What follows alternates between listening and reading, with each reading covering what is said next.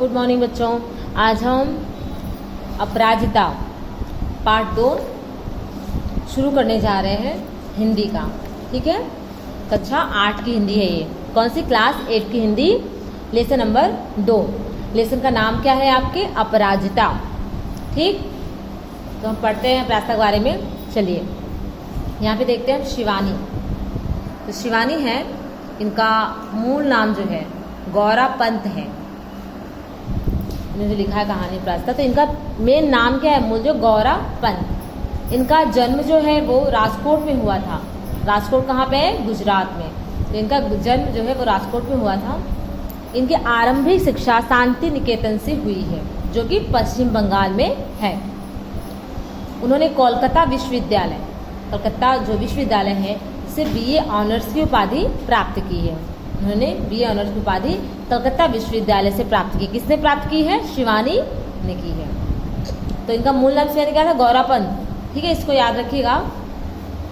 इनकी कहानी, इनके उपन्यास लिखे हैं इन्होंने। कृष्णकली, 14 फेरे, पाताल भैरवी, चंपा तथा कैजा आदि उपन्यास सुप्रसिद्ध हैं।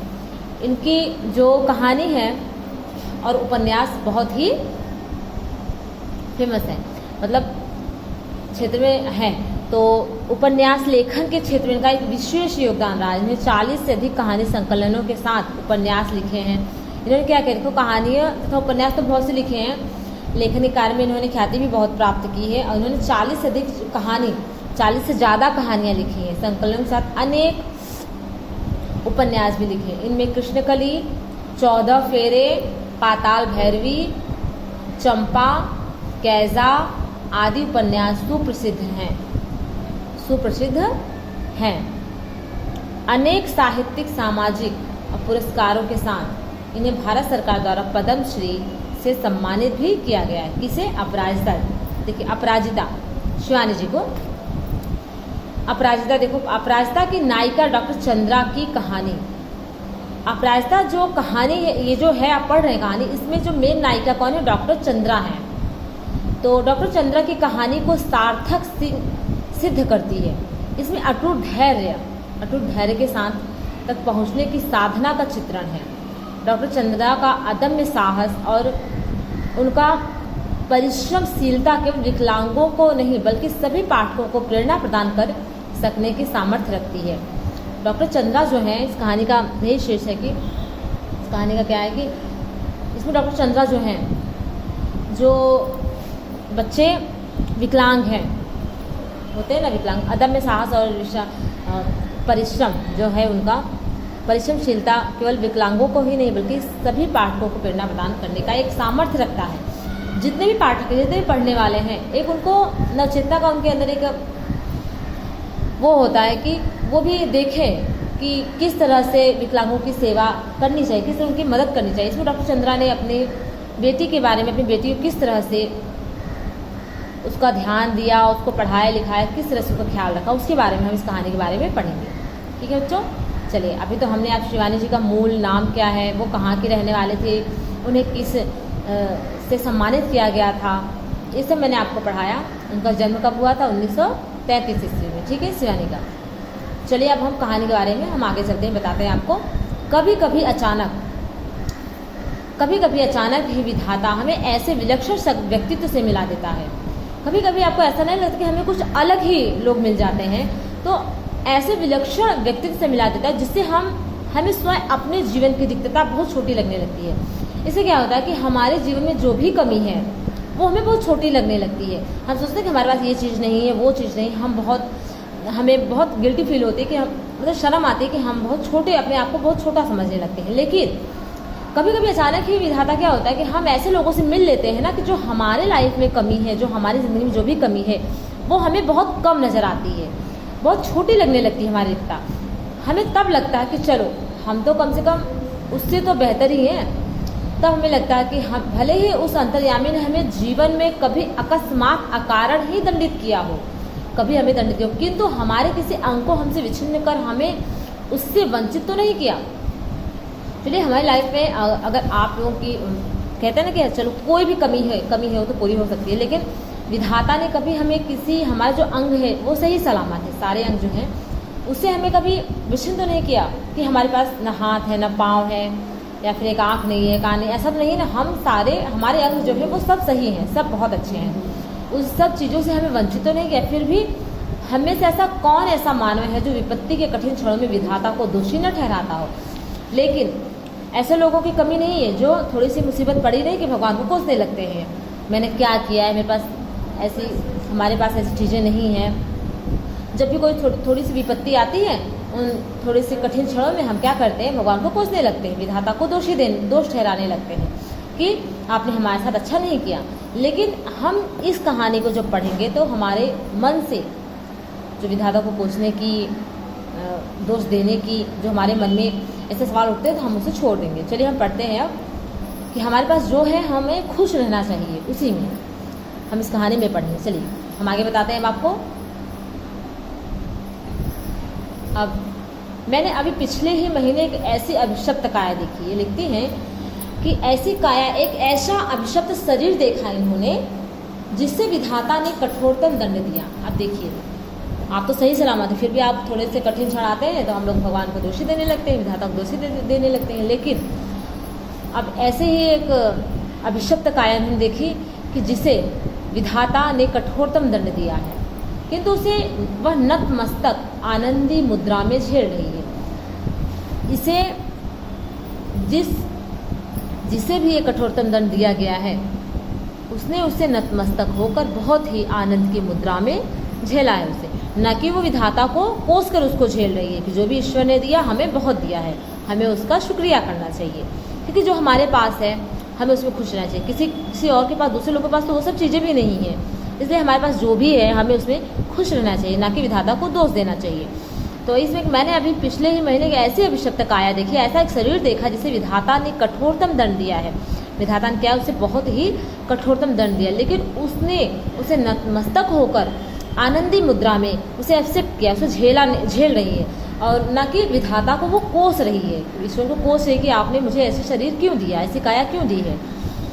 उसकी कोठी का एक अहाता एकदम हमारे बंगले के अहाते से जुड़ा था। जो अहाता होता है, तो जिसके बारे में बता रही हैं लेखिका, उन्होंने कहा कि उसकी कोठी, उसका जो घर है, उनका जो अहाता है, बंगला है, दोनों का एक दूसरे के सामने ही जुड़ा हुआ, बगल में ही है। अपनी शानदार कोठी में उसे पहले बार कार से उतरते देखा। उन्होंने कहा कि वो पहली बार अपनी कार से उतरते हुए उसको घर में जाते उन्होंने देखा, तो आश्चर्य से देखती रह गई। उन्हें बड़ा आश्चर्य हुआ कि ये कैसे सारा काम कर लेती है। वह कार का द्वार खुला, कार का द्वार खुलता है और एक पौड़ा ने उतरकर पिछली सीट से, एक जो पौड़ा लेडी थी उन्होंने वहाँ से उतरी और पिछली सीट से एक व्हील चेयर निकाली। व्हील चेयर निकाल कर सामने उन्होंने उस पर रख दी, नीचे रखी, दरवाज़ा खुला, नीचे उन्होंने पिछली सीट से उतारी और वहाँ पे व्हील चेयर रखी। भीतर से चली गई, फिर वो अंदर चली गई, घर में चली गई रखी। दूसरे ही क्षण धीरे धीरे बिना किसी सहारे के एक कार से एक युवती ने अपनी निर्जीव निचले धड़ को बड़ी दक्षता से नीचे उतारा, फिर बैसाखियों से ही व्हील चेयर तक पहुँच उसमें बैठ गई और बड़ी तटस्थता से स्वयं चलाती कोठी के भीतर चली गई। अब देखिए, वहाँ से एक पौड़ जो उतरी कार में से, उन्होंने क्या किया, एक व्हील चेयर उतार कर कार के दरवाजे के जस्ट सामने रखा, तो उसमें से एक क्षण में ही एक वहाँ से एक निर्जीव शरीर, जैसे गले के नीचे का पूरा शरीर जो है वो पोलियोग्रस्त था, मतलब एकदम निर्जीव था, उसमें कोई जान नहीं थी। तो हाथ हो थोड़ा बहुत जो काम करता हो, जान हो गई हो थोड़ी बहुत उसमें। तो उन्होंने कहा कि दूसरे जो धीरे धीरे वो किसी सहारे के कारण, बिना किसी का सहारा लिए, क्योंकि वो तो व्हील चेयर रख के चली गई थी, तो वो धीरे धीरे दूसरे क्षण बिना किसी सहारे के कार से युवती ने अपने निर्जीव निचले धड़ को, जो निचला धड़ है उसका, कमर के नीचे का, फिर गले, हाँ कमर के नीचे समझिए, दक्षता से नीचे उतारा, फिर बैसाखियों से ही वह व्हील चेयर तक पहुँच कर उसमें बैठ गए और बड़ी तटस्थता से उसे स्वयं चलाती कोठी के भीतर वो चली गई। मैं फिर नित्य नियत समय पर उसका वह आगमन देखती थी। ये क्या करती थी, बोलती है कि मैं डेली टाइम पे, अब क्या था, उन्होंने पहली बार उसको देखा था, तो अब डेली टाइम उस टाइम पे वो वहाँ पे अपनी कोठी से उसको देखती थी, उस टाइम पे आती थी और आश्चर्यचकित रह जाती कि जैसे कोई मशीन खटखटाती अपना काम किए चली जा रही है, कि जैसे कोई मशीन होती है ना, फटाफट अपना काम कर लेती, उसी तरह वो भी अपना काम कर रही थी। फिर धीरे धीरे मेरा उससे परिचय हुआ। उन्होंने जान पहचान बनाई, उससे परिचय बनाया।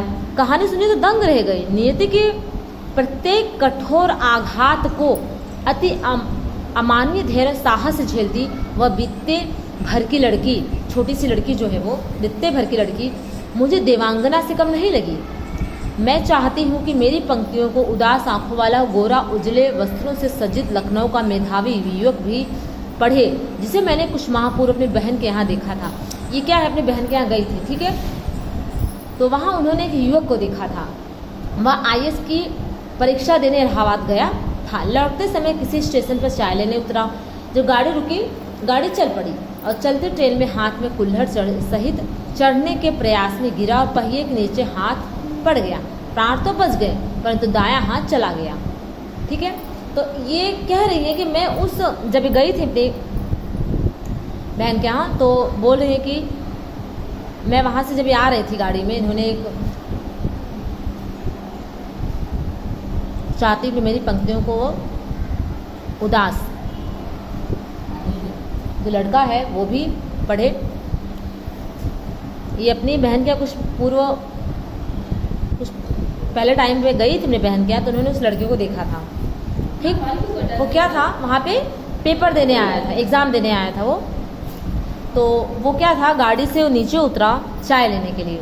चाय लिया तो एक हाथ में कुल्हड़ था, वो सोचा कि इसको पकड़ के मैं ट्रेन में बैठ जाता हूँ। तो किसी कारण से वो फिर नीचे गिर गया, गाड़ी के नीचे आ गया।